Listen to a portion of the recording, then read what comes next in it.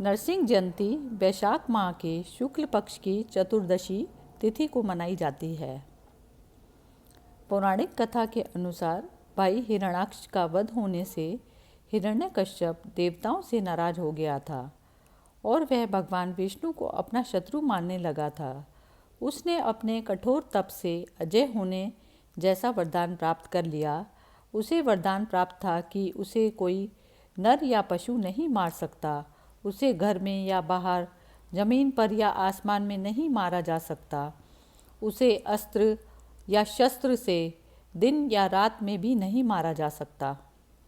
इसे वरदान के कारण वह स्वयं को ही भगवान समझने लगा और तीनों लोकों पर अत्याचार करने लगा। उसका आतंक इतना बढ़ गया था कि देवता भी भय खाने लगे। सभी देवताओं ने भगवान विष्णु से इस संकट से उबारने की प्रार्थना की। तब उन्होंने उनको हिरण्यकश्यप के अत्याचार से मुक्ति दिलाने का आश्वासन दिया। हिरण्यकश्यप का पुत्र प्रहलाद बचपन से ही विष्णु भक्त था। वह असुरों के बच्चों को भी विष्णु भक्ति के लिए प्रेरित करता था। जब इस बात का पता हिरण्यकश्यप को चला तो उसने प्रहलाद को विष्णु भक्ति छोड़ने को कहा।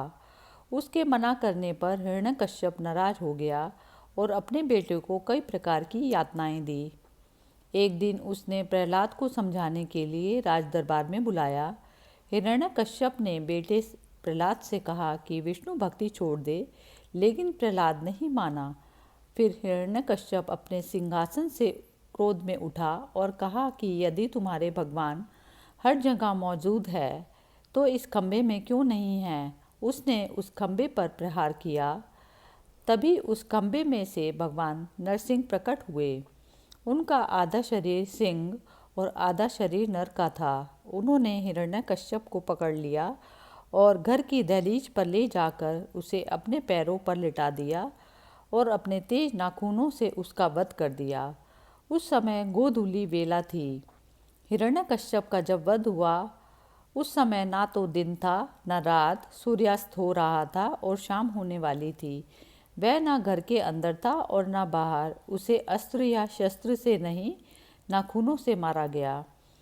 किसी नर या पशु ने नहीं, आधे नर और आधे सिंह स्वरूप स्वयं भगवान नरसिंह ने मारा। ना वह जमीन पर मरा ना ही आकाश में।